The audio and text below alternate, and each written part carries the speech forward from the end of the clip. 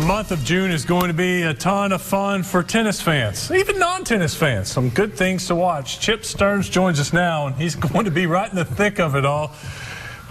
You're a busy man, and you're going to only get busier. That's right, busy time. All right, what's the first big thing coming to Little Rock? So starting on June 3rd, we have the Baptist Health Foundation Little Rock Open. It is a pro tournament that we've actually had in Little Rock for 39 years now.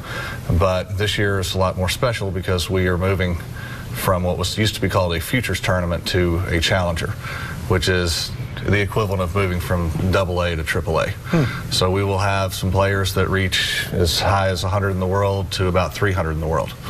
This is what we used to call Bolo Bash. We would go out and cover some of these guys and the matches. And now it's just the quality of player is going to be significantly better. The quality will be much higher.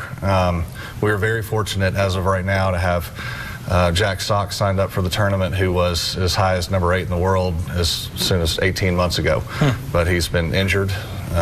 He's actually from Nebraska, which in the grand scheme of things is not that far away from here. So he's signed up to play, kind of try to get his points back up and that kind of thing. We also have Ryan Harrison and Donald Young signed up to play, who are both from the South, grew up in the South, and they've both been top 50 in the world in the past. Kind of a comeback story for these guys, working their way back up?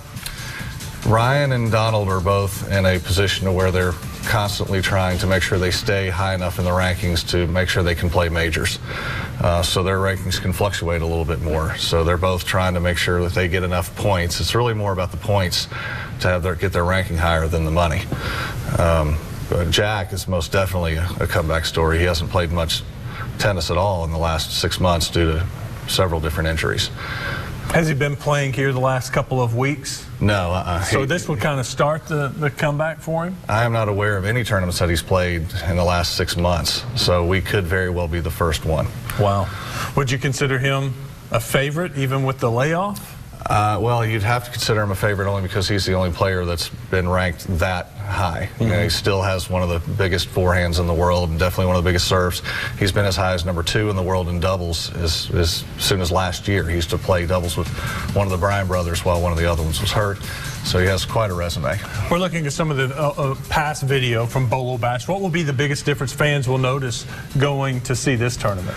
Well, I think fans will definitely notice that the level of play is higher. When they come out to Rebsamen Tennis Center, they'll see that we've had a lot of upgrades to the facility that were necessary to go to a challenger. So a lot of the tennis players will definitely notice how much better the facility looks. And this is the first year that we've had to charge to come watch. We're trying to keep it as low as we can. People are used to it being free for the last 38 years, but it's still $65 for an entire week's pass. So it's not too bad. Hopefully everybody will come out and watch. What are some of the changes that the folks will notice from the tennis center? Well, first of all, the bathrooms, which has been a big deal for all of our tennis players. We had to have a major upgrade on that, mostly for the locker rooms for the men that are coming. We have a brand new, it's still actually under construction because of all the rain. We haven't quite finished, but it'll be finished in the next couple weeks right before the tournament. A big plaza in the front of the facility, just a much more open area, much more inviting area. A lot of the courts have been resurfaced, getting ready for play. This is such a big deal for Little Rock to get these type of players here. What needs to be done? Is there anything that needs to be done from a viewer aspect, fan aspect, to help out and make sure this keeps happening year after year? We definitely want to make sure that we can get as many people out and get as much support from the city as we can.